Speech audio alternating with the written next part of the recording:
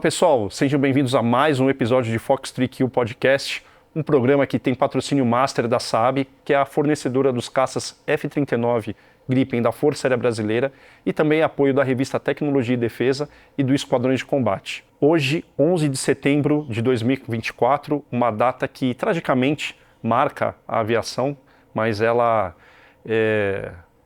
acaba sendo lembrada todos os anos, né? Os atentados contra as Torres Gêmeas em Nova York, contra o Pentágono, né? A tentativa também do avião para se chocar contra a Casa Branca. Então, é uma data que, infelizmente, entrou para a história, mas mudou muito a história da aviação, em vários sentidos, em vários segmentos, principalmente nos aspectos de segurança.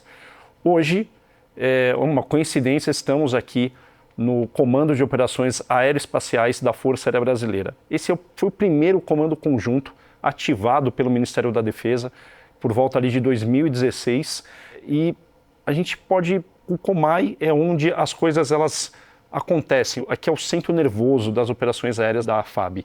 Então, coordenações a respeito de transporte de órgãos, de busca e salvamento, de patrulha marítima, as operações Taquari 1 e 2, incêndios no Pantanal, enfim, tudo que é operação da Força Aérea Brasileira, operação real, acontece, é planejado, é executado e coordenado pelo COMAI.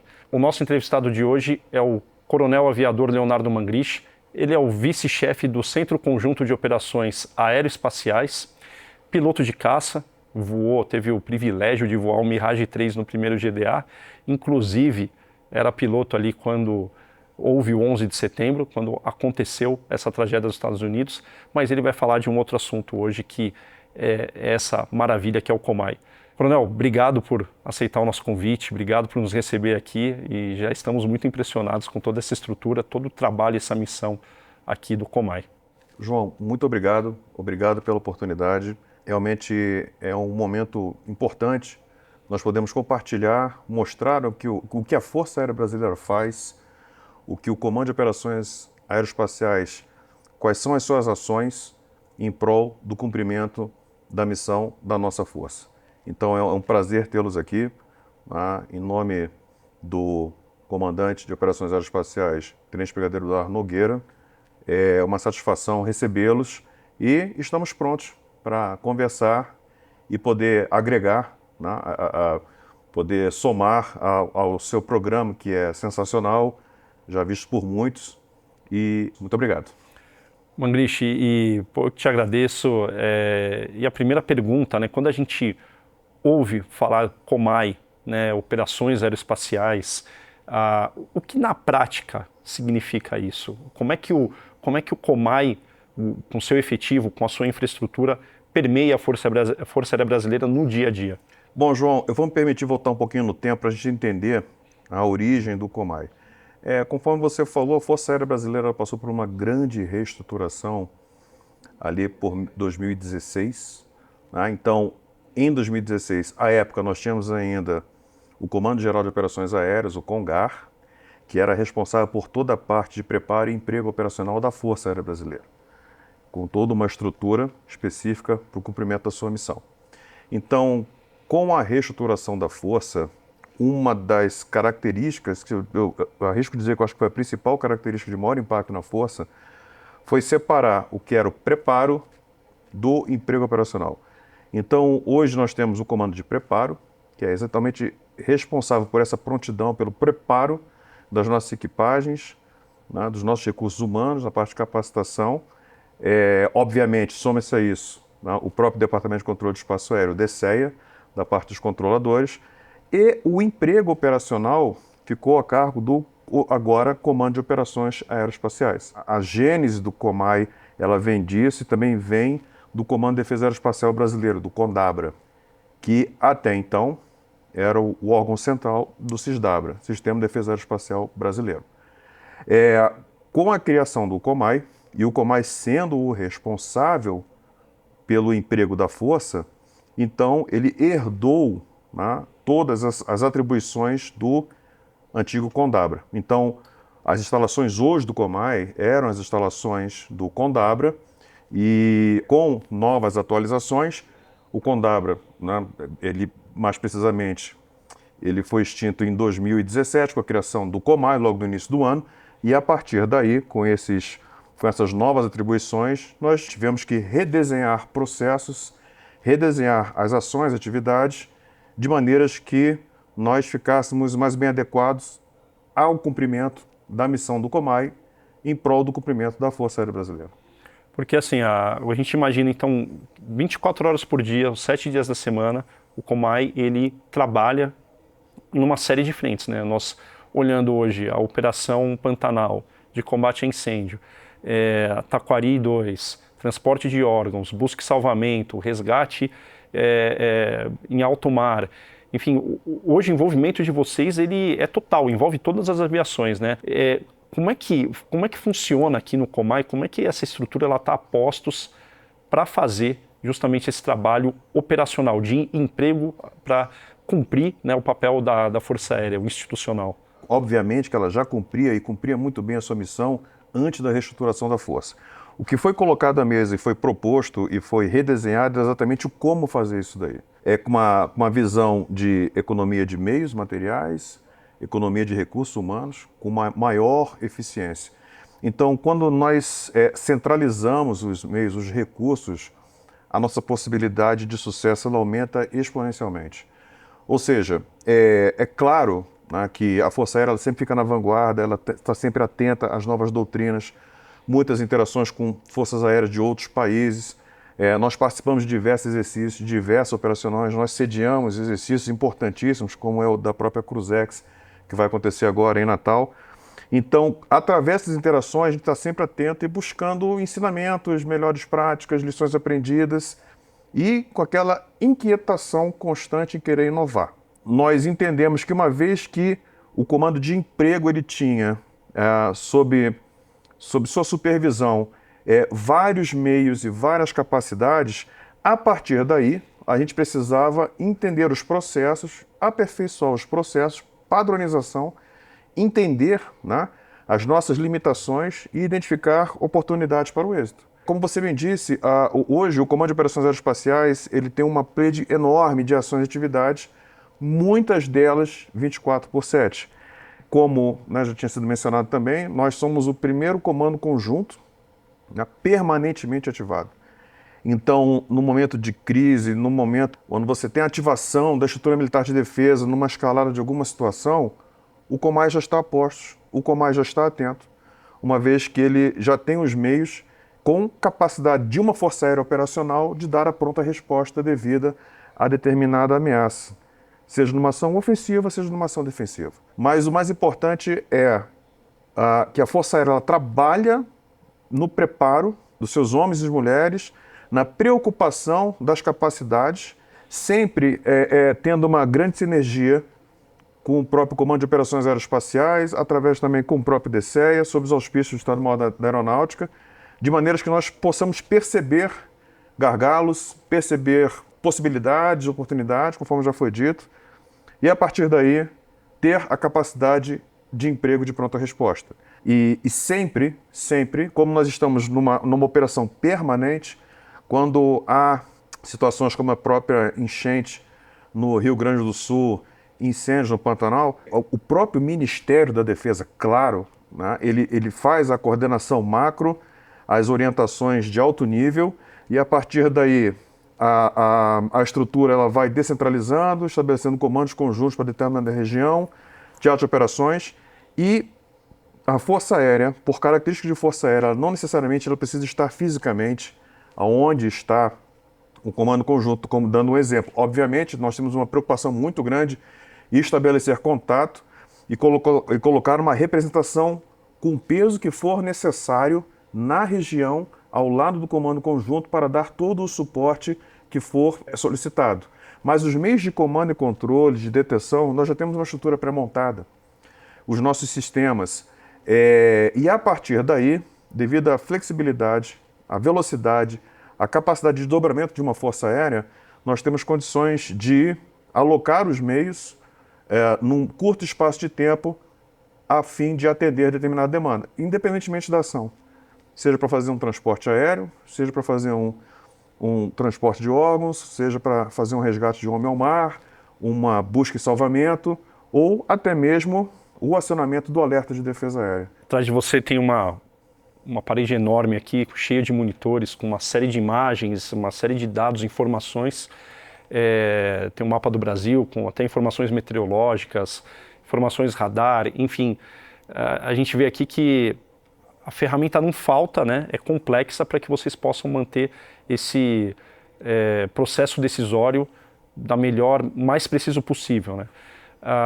Com essa visão que vocês têm aqui, então quer dizer que um acionamento assim, por uma catástrofe, uma demanda que seja urgente, né? Como no caso da enchente que teve lá no Rio Grande do Sul, que de repente, né, da noite para o dia, você teve pessoas ilhadas e necessitando serem resgatadas de telhados de casas, vocês conseguem acionar esses meios no estalar de dedos, assim. Afirmativo. É bem interessante, porque nós temos que ter a capilaridade do nosso sistema de comando e controle, né? Então, as organizações da Força Aérea, né, as bases aéreas, os COMAR, então a gente tem toda essa parte de estrutura já prontamente estabelecida e que, se necessário for, terão os seus meios adjudicados, como se terão os seus meios, entre aspas, né, e emprestados para o controle operacional do Comando de Operações Aeroespaciais, do COMAI. Então, a gente está falando de aeronaves, a gente está falando de recursos humanos, então, de tudo que for necessário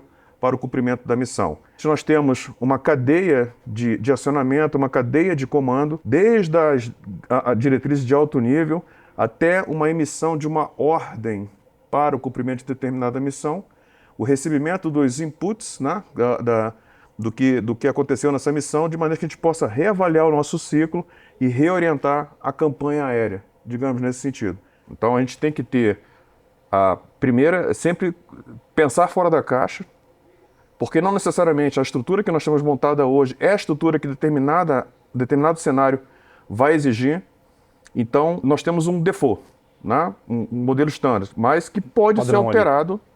E a gente tem que, às vezes por vezes, né, passar a fase da negação ali, porque o cara, às vezes, ele tem não, isso aqui a gente criou, né, estudamos, mas para isso não está atendendo.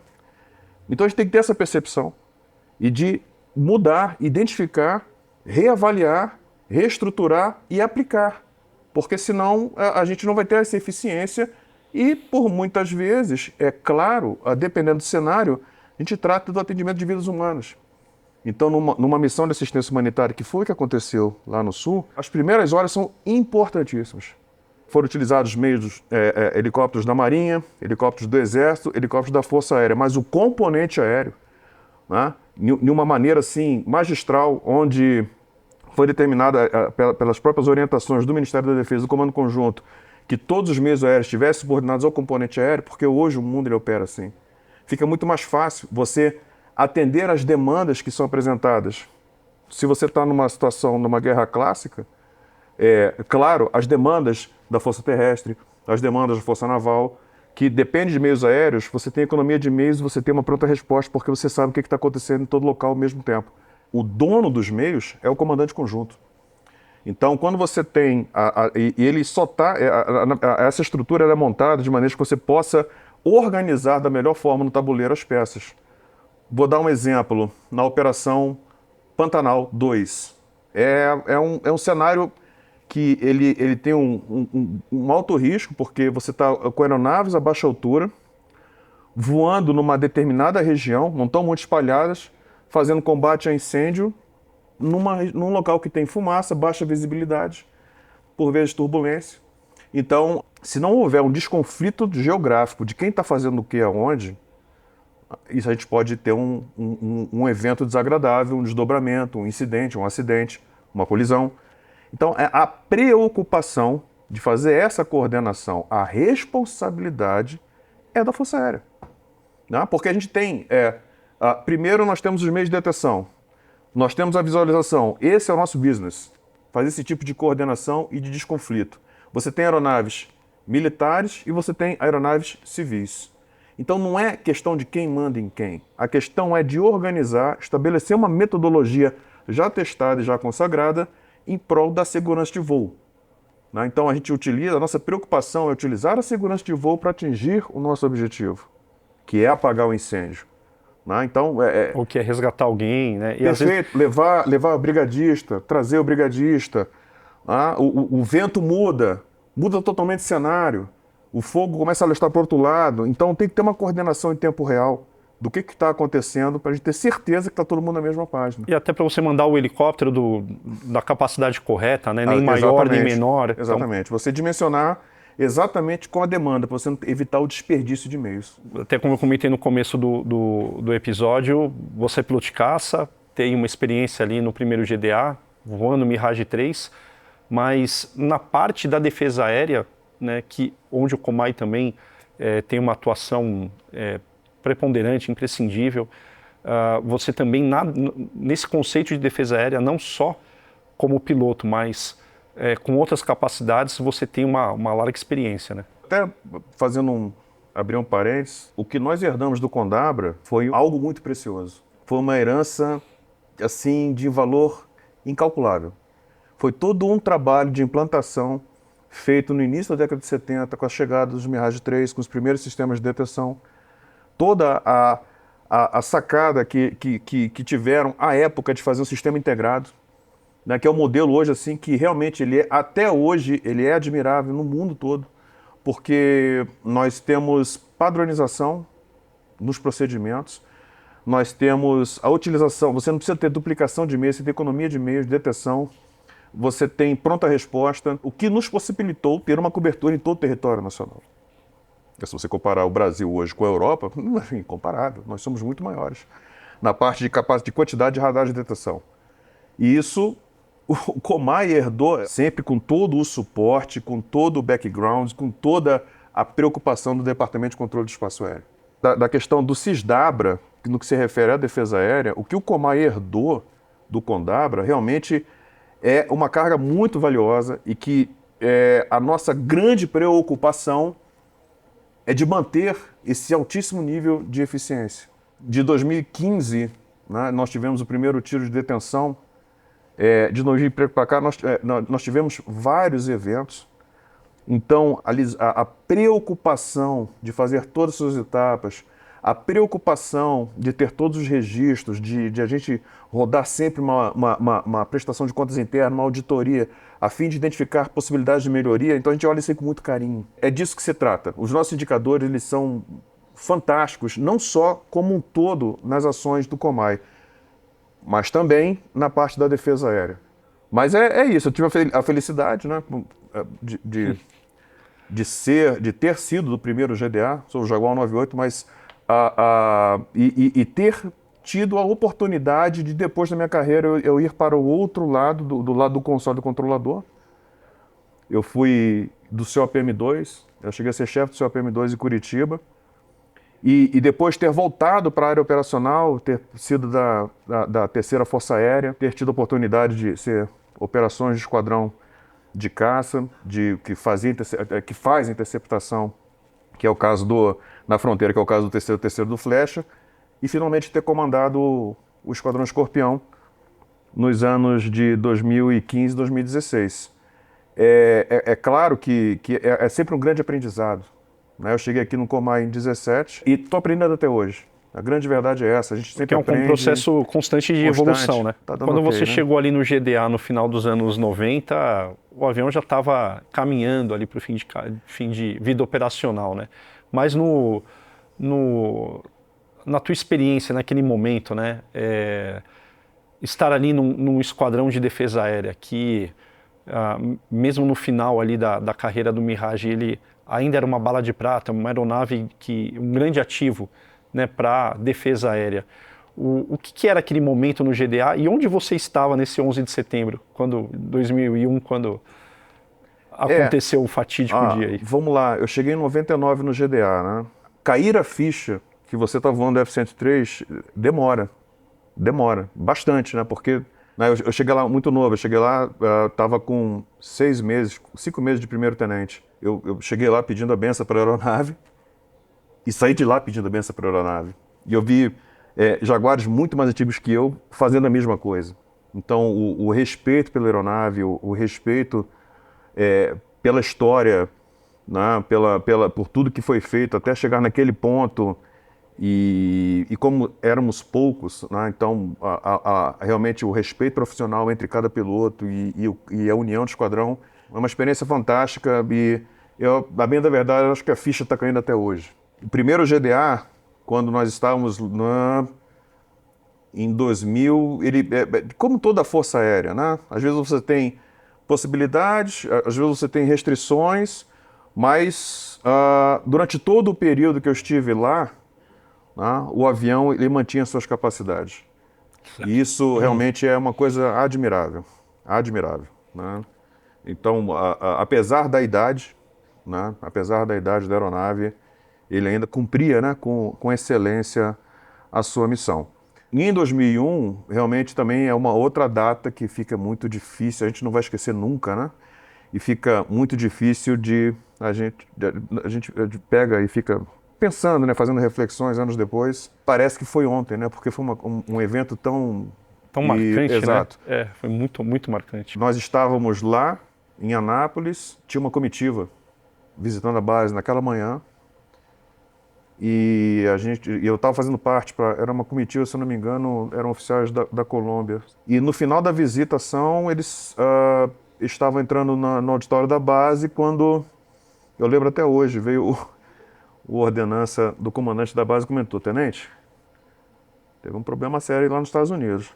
Aí eu, epa, o negócio aí tá... Aí eu, não tinha entendido do que se tratava, obviamente. Estava envolvido ali com a comitiva, não viu ao vivo, né? E aí quando um colega meu chegou e falou assim: Mangris, não existe mais o World Trade Center. Aí eu, quê? E aí, aquele tumulto e tal, aí o pessoal arrumou uma televisão, foram ver, e aí realmente já tinha tido o primeiro impacto na torre, salvo melhor juízo, o segundo impacto também, e a partir daí os desdobramentos terríveis ali. Cisdabra, Defesa Aérea, naquela mesma manhã, nós já tivemos a nossa condição operacional de pronta resposta alterada. O que era o padrão ali, o normal, assim, 2 aeronaves de alerta? O normal era uma aeronave de alerta e uma aeronave reserva e um tempo X de reação. O que aconteceu naquela mesma manhã foram, realmente, a gente praticamente entrou em 24/7, alerta de defesa aérea. E ficamos aproximadamente ali um mês e meio, 2 meses. Mantendo aquela rotina. 24/7 é o do tempo de reação. O piloto ele tem que estar do lado do avião ou dentro do avião para decolar em determinado tempo de reação. E a partir dali, ele tem que cumprir o que foi estabelecido pela Defesa Aérea num caso de acionamento. E ficamos 2 meses assim. Éramos pelo menos 2 pilotos, mais o oficial de permanência operacional. O esquadrão pequeno, tinha 16, 17 pilotos. Então foi mais um momento de união do esquadrão. Foi uma experiência também que a gente guarda e leva e sabe que quando tiver alguma coisa diferente, né, sempre essa percepção ela vai ser encontrada em qualquer esquadrão da FAB, isso é fato. Você olhando, estando aqui hoje, né, dentro do Comay, realmente essa situação de ter um controle integrado, se fosse um cenário igual houve nos Estados Unidos, aqui a gente teria percebido antes uma mudança de rota, você teria uma percepção diferente do que eles tiveram lá. É uma percepção muito delicada de você externar, né? É uma reflexão que a gente pode colocar à mesa e pensar. Um sistema integrado, o tempo de resposta seria o mesmo? Pode ser que sim, pode ser que não. Mas é uma possibilidade de acontecer de uma determinada forma diferente. É tipo assim, não dá pra gente afirmar que que seria... Mas o sistema é outro, né? Então, se o processo é outro, pode ser que a reação existe uma seja possibilidade outra, né? do resultado ser outro. Nós temos indicadores aqui que apontam para uma determinada direção. Mas não quer dizer que aquilo ali, naquele cenário, ia ser o suficiente. Obviamente, não tem como afirmar isso daí. Essa integração é uma característica nossa e nós buscamos explorar isso aí ao máximo. Essa que é a grande questão. E estar sempre a postos e atentos e com o sistema operando na sua máxima eficiência. Entrando assim, na visão da aviação de caça, do policiamento do espaço aéreo, que talvez seja o benchmark na defesa aérea aqui do Comay, né? Aquele tipo de missão que vocês, na defesa aérea, sejam mais acionados. Como é que funciona essa integração? Eu fiz uma entrevista com o Tenente-Coronel Vilela, do Flecha, e aí, durante a conversa, ele falou, olha, acabou de tocar o alarme, vocês não estão ouvindo, mas tocou a sirene e uma aeronave está decolando. A partir daquele acionamento, o COMAI, ele está diretamente ligado àquilo? Se o alerta de defesa aérea determinado acionou, é porque é real. Então ele é real, ele segue lá as prioridades de sequenciamento de tráfego aéreo, para decolagem, para pouso. O piloto de defesa aérea, ele já tem isso aí como... Tocou a sirene. Tocou a sirene, é real. Né? Deu pronto o alerta, é real. Se você já está com isso daí interiorizado, que é real, né? Então você já está, ok, já interiorizei isso aqui. Então daqui para frente agora, pega outras percepções, de maneira que você consiga estar atento, ir à frente e se planejar e se programar para ter a melhor resposta possível daquele meio que você está voando. Então é mais ou menos essa a percepção. Quando eu falo que o COMAI herdou a prata da casa, herdou um bem valiosíssimo, isso se reflete nas unidades de defesa aérea da Força Aérea Brasileira. O alerta deu pronto, o alerta está... Então, todo mundo é a tempo o tempo todo. Então, é um pensamento sistêmico, né? Que a gente sabe que a gente tem um bem ativo muito valioso. Né? E, claro, não é o bem por ser valioso em si, é a missão, né? O cumprimento da missão. A gente está falando de segurança do território nacional. Exatamente. Soberania. É disso que se trata. Não pode falhar, não pode falhar. Aéreo. Então, o bem valioso é isso, né? É essa preocupação em cada ponto que você tem, seja da cadeia de comando e acionamento, o quão valiosa é importante aquela ação.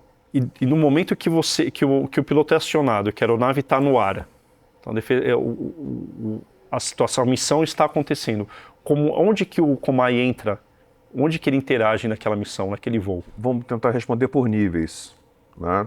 Se a gente entender, tem um piloto de uma aeronave de defesa aérea, uma sirene toca, o piloto decola, o piloto intercepta, ele faz uma mudança de rota, pouso obrigatório, então ele só verifica, faz uma averiguação, faz uma identificação, porque pode não ser nada. Várias possibilidades, retorna, pousa, reposiciona, reabastece, dá o pronto, preenche o relatório, pronto para a próxima.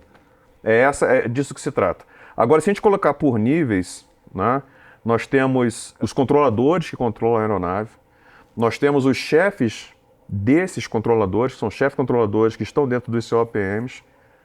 Aí, o Brasil tem 4 regiões, cada região tem um COPM, e acima desse COPM tem uma divisão de operações correntes com supervisores regionais aqui dentro do COMAI, e acima desses supervisores tem o supervisor de defesa aérea, que é a Autoridade de Operação de Defesa Aérea, e acima dele tem a Alta Autoridade de Defesa Aérea, que conversa diretamente com o comandante da aeronáutica e está atualizando o comandante da aeronáutica de tudo que está acontecendo. Do início ao fim desse processo, do piloto ser acionado e o piloto reposicionar e passar o relatório e dar o pronto, está todo mundo vendo tudo, cada um no seu nível, acessando a informação que tem que saber para desempenhar a sua função. Essa decisão, se você chegar às vias de fato de ter que realizar o tiro de detenção na aeronave, é uma decisão que ela vem numa cadeia de comando também. A gente está sempre checando e rechecando, o voo está acontecendo, nós estamos sempre voltando no passo anterior, tendo certeza do próximo passo. Por quê? Porque a gente, primeiro, tem que ter certeza da lisura do processo. Que estamos fazendo exatamente na matriz de decisão que nós desenhamos, que é a matriz que já aponta para o que tem que ser feito, né? E por isso que os nossos indicadores são tão favoráveis. A partir daí, tudo pode acontecer. E a gente tem que ter a capacidade de ler o cenário, tentar projetar, se preparar para as coisas que podem acontecer como ameaça, como oportunidade, reassessorar o próximo nível de determinada autorização, de maneiras que você, quando chegue para fazer um tiro de detenção, a autoridade que vai dar o ok ou o não ok, ela já sabe em tempo real de todos os desdobramentos o que está acontecendo. Ela já está sendo atualizada a todo momento. E é rápido, né? Porque a interceptação vai durar o quê ali? Meia hora, uma hora? Depende, ela pode ser rápida, mas ela pode ser demorada e extremamente complicada. Seja por condições meteorológicas, seja por outros fatores que dificultem o entendimento do cenário. E você tem que, o tempo inteiro, ter alguém atualizando da maneira correta a Sim, autoridade. cada um no seu nível. Ninguém fazendo a mais e também ninguém fazendo a menos do que tem que fazer. Principalmente a menos. A autorização para o tiro de detenção é do presidente da República e foi delegado para o comandante da Aeronáutica. Então, em determinado momento, as interações começam a aumentar a frequência, de maneiras que, se o cenário apontar para essa medida a ser adotada, quando ela for apresentada para o comandante, ele já vai ter todas as informações, todas as atualizações, de maneira que ele vai deliberar, conforme entender, no menor espaço de tempo. É muito protocolar, né? Vocês seguem uma série de... Ele é muito seguro, né? A decisão do comandante da Aeronáutica vai ser uma decisão segura. Sem dúvida. Independentemente de qual for, ela vai ser muito bem assessorada e segura, né? Para que determinada ação seja executada. E Magritte, exatamente essa área, esse espaço que tem atrás de você aqui, a gente tem o video wall e embaixo uma série de computadores, uma série de estações de trabalho com diversos tipos de profissionais, com conhecimentos e especializações distintas, incluindo pilotos de caça, para tratar de defesa aérea, desse assunto de defesa aérea. Qual que é a importância dessa estrutura montada e estruturada dessa maneira para você manter esse trabalho que é feito no Comay? Primeiro que o Comay ele é um grande comando com um efetivo dimensionado exatamente para o que ele tem que fazer. Uma vez que os outros grandes comandos da Força Aérea Brasileira, eles estão a postos e a tempo, o tempo todo, para que possa fornecer recursos humanos para que a gente possa cumprir a nossa missão. Uma outra percepção extremamente interessante é essa de você dosar os meios e alocar os meios conforme for a demanda, para que você não deixe pessoas em stand-by, sem fazer nada, né? Ou que de repente falte em determinado processo. Porque para ambos os casos você vai ter um custo aí, que você vai ter que pagar. Exatamente. Então a gente tem que acertar na mosca. Então essa percepção ela é extremamente interessante e tem funcionado assim de uma maneira fantástica. Quando o Comay solicita, no mesmo momento nós já recebemos o reforço do efetivo dimensionado para determinada ação. Além disso, né, são o que nós estamos colhendo aqui, o que nós colhemos de uma interceptação dessa, são resultados de esforços enormes na parte de capacitação por parte do COMPREP, por parte do Departamento de Controle do Espaço Aéreo, DECEA, por parte do Comando Geral de Apoio, que dá a disponibilidade das aeronaves. Então toda essa sinergia, né, capitaneada pelo Estado-Maior da Aeronáutica, o resultado está aqui, nessa sala. A gente vê daqui. As coisas acontecendo, você apertando o botão, o avião decolando, o radar detectando, o cara falando, a gente ouvindo. É fantástico, né? É o resultado de todo esse esforço enorme de toda a Força Aérea, não é só do Comay. E o que é interessante é que o Comay e o COMPREP, eles têm que se conversar o tempo inteiro para você ter a certeza que aquele tripulante, aquele aeronavegante que está sendo formado e preparado, constantemente adestrado, ele vai estar pronto para te responder no momento em que ele tiver que ser usado. Sem dúvida, sem dúvida. Por isso essa interação até numa Cruzex, que é um exercício, né? A nossa frequência de interação é muito alta, né? O COMPREP ele já sabe do que precisa. Né? Então uma outra atualização de determinada capacidade, outro detalhe, a gente conversa, né? Mas o COMPREP ele está sempre atualizado. Né? Ele tem toda a expertise para saber exatamente do que o Comay precisa para cumprir a sua missão. Mesmo assim, a gente busca ter uma sinergia muito grande. Exatamente nessa parte para economizar meios, recursos, né? E sempre coordenar uma utilização dual de qualquer meio, de maneiras a gente cumprir a nossa missão da melhor forma. Tanto para o Comay, para a relação com o COMPREP, a própria parte com os controladores de defesa aérea, com as interações com o DECEA, são extremamente importantes. Que a gente fala do CISDABRA, então tem que estar sempre a padronização, a metodologia, preocupações com os requisitos operacionais. E às vezes com números a gente consegue ter uma visão mais palpável desse retorno, né, que o Comay traz aí para a Força Aérea Brasileira e para o Brasil principalmente. Você consegue dimensionar esses esforços constantes, 24/7, o que que ele resulta para você? A parte toda do suporte às operações, os números eles são realmente impressionantes. A Força Aérea Brasileira ela faz um belo trabalho, o esforço assim que é realmente dá muito orgulho, né? Nós esse ano nós já transportamos mais de 200 mil toneladas de carga. Muita coisa, muita coisa. Né? Só na operação Taquari foram aproximadamente umas 16 mil toneladas. Milhares de passageiros. Nós também fazemos essa parte de transporte de órgãos, né, para doadores. Então, nos últimos 3 anos foram mais de 700 órgãos transportados pela FAB. São números assim fantásticos. O KC-390 ele já lançou mais de 1.200.000 litros de água. Caramba. Na Operação Pantanal 2 e continua, estamos aí, e estamos na luta. É que a primeira vez que ele foi usado para combate a incêndio foi esse ano, certo? Porque até o ano passado era o Hércules, né? A estreia foi agora, né? É mais uma tirada de chapéu para a Força Aérea, né? Muita coisa. A sua capacidade de se adaptar e responder prontamente. Sem pular etapas, né?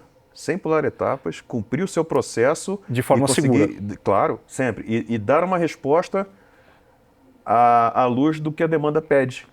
A parte também da defesa aérea, né, que a gente observa que os números eles vão diminuindo com o passar dos anos, por exemplo, de interceptação de aeronave não identificada, né, porque uma aeronave não identificada não quer dizer que essa aeronave seja ilícita. Ela só não foi identificada e uma das maneiras que nós temos de identificar a aeronave é acionando o alerta de defesa aérea. É indo lá e isso, anotando matrícula. Porque a gente pode ou identificar ou averiguar se aquele cara diz ser quem ele realmente é. Isso também a gente analisa e a gente vê a eficiência do nosso sistema, uma vez que nós temos toda uma parte prévia de planejamento para uma ação dessa. É uma ação interagência que há anos tem dado muito certo com a Polícia Federal, né, na parte principalmente da medida de controle de solo. Então, todo um background de preparação muito sincronizado. É uma sinergia muito interessante que os resultados estão aí. Nossas próprias capacidades, a nossa aeronave radar Eco 99, que tem a capacidade de capturar alvos a baixa velocidade, baixa altura. Então, esses meios, isso é um poder dissuasório que faz com que esses números, naturalmente, eles reduzam. Mas nós continuamos sempre atentos. E aonde precisar, nós vamos aumentar a pressão, porque a pressão ela já existe. A gente está atento, os alertas estão voando. Agora, se necessário for, a gente pode aumentar a intensidade. Até porque quem está, pelo menos eu entendo assim, se você diminuiu também o número das aeronaves não identificadas, mas que elas só não foram identificadas e tiveram que ter um acionamento da defesa aérea para fazer essa averiguação, você teve um ganho de eficiência no teu material, assim, na qualidade da detecção. Claro. E ao mesmo tempo, se você reduz também a entrada de voos ilícitos, se dá ao monitoramento, né? Sem dúvida. O criminoso ele vai buscar outras formas de fazer o transporte. Outros modais, né? Perfeito, que não mais pelo ar, que ele já está percebendo que ali ele não vai ter sucesso. A gente tem que ter uma visão sistêmica. Né? Então, as interações elas acontecem dentro da força, entre forças e agências de segurança, para que a gente chegue no nosso resultado final. O CISDABRA, ele tem, né, os seus elos permanentes, ele tem agências, tem a Polícia Federal, é um elo permanente do CISDABRA, e por aí vai. Né? For necessário para determinada ação, outras forças de segurança, a gente pode botar como elo eventual, e a partir daí, as devidas interações para que a gente possa cumprir a nossa missão. Legal. Mangrich, obrigado pelo bate-papo. E obrigado por ter recebido aqui, apresentado toda essa estrutura que é maravilhosa, e tenho certeza que o pessoal vai se animar muito aí em saber que temos, né, um comando conjunto ativado permanentemente. E, né, eu já disse isso uma vez, né, enquanto a gente está dormindo, quando a gente está tranquilo, tem alguém pensando em manter essa tranquilidade de todos nós, né, da população como um todo. João, muito obrigado pela oportunidade. Né? Obrigado da Força Aérea poder mostrar mais uma vez pelo seu canal o trabalho que é feito com muito carinho, com muita dedicação, com muito zelo, orgulho, e podem ter certeza que os olhos estão sempre abertos e os ouvidos também. 24/7. Muito obrigado. Obrigado, Sucesso. meu Christian. Obrigado. Tudo de bom. Pô, E vou deixar já um presente aí para você. Pô, obrigado, hein? Bacana, bacana. Eu não tô com a minha aqui, que eu vou te dar também, mas eu vou te providenciar na sequência. Muito obrigado. Muito obrigado. Obrigado, meu Christian. Um forte abraço aí.